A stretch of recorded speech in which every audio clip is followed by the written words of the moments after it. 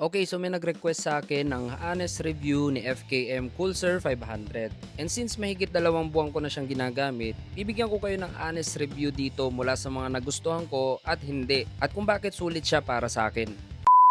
Si FKM Coolser 500 ay gawang China, and alam natin na pag gawang China, marami ang produce na spare parts at mabilis ang production niyan talaga. Mura at hindi maaarting kalikutin. Nagustuhan ko talaga yung presyo niya na 238,000. Naka V-twin, 500cc eksakto at napakagwapo. Imagine that, hindi ka gumastos ng malaki para lang sa pangalan. Gumastos ka para sa motor. Brusko ang tunog at kahit 500cc siya, umaabot siya ng 30 kilometers per liter sa konsumo. Matipid, di ba? Plus mababa ang seat height, hindi nakakanerbiyos maitao, maganda ang handling at banayad talaga sa takbuhan. Kaya nga tinawag na cruiser bike eh. Safety features naman niya, naka ABS harap at likod, may traction control na rin ito kasi syempre 500cc na ito, napakalakas ng makina. Malalaki ang gulong at malambot ang suspension. Malaki rin pala yung tangke nito at hindi kagaya nung iba maliliit, parang langgam. Honestly, ito yung napaka-brusko sa kanya, yung malaki niyang tangke. At hindi ka karga ng gasolina. Naka-LED lahat ng ilaw at maganda na rin yung full digital panel niya. Kompleto sa info, maliwanag at responsive yung tachometer. Overall, sulit ka talaga sa presyo niya na 238,000. Pero para sa akin, may ilan pa rin akong hinahanap. Gawa na rin siguro na matagal akong gumamit ng adventure bike. Una, dahil wala itong windshield,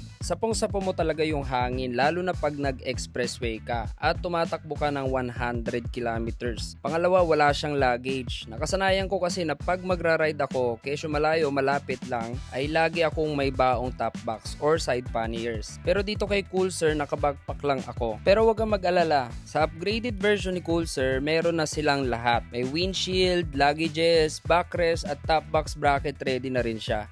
Sa upgraded version nila, meron na ring crash guard at MDL. Wala lang akong idea sa presyo. Tingin ko hindi ka pa rin mapapamahal kahit ipakumpleto mo kay FKM lahat ng accessories. Yan ang isa sa maganda kay FKM. Na-adapt nila yung kailangan ng isang rider dito sa Pinas. Kaya naglalabas sila ng mga practical na motor at pwedeng lagyan ng accessories. Ngayon, kung ikaw ay nakatira lagpas sa Pangasinan or Tarlac, ito lang yung mahihirapan ka pag PMS time na or may problema sa motor. Or kung may kailangan kang ipapalit na pyesa. Pero mostly kung may shop na lapit sa'yo na big bike, kayang-kaya nila yan. So yan ang honest review ko para kay Coolser 500. Marami pa rin ako nagustuhan sa kanya kaya kumuha tayo. At yung ibang hinahanap ko naman, madali lang gawa ng paraan. Habol ko talaga dito ay yung pagiging lowrider niya. Fuel efficient pero hindi tinipid sa takbuhan. At syempre gwapo ka dito. Hindi irap sa upuan ng backride at kahit na belt driven siya, maayos siyang manakbo. Big shoutout sa FKM Motorcycle Philippines dahil dinala nyo yung mga ganitong practical na motor dito sa Pinas. Salamat sa panonood. Yan ang aking honest review. Ride safe and see you on my next one.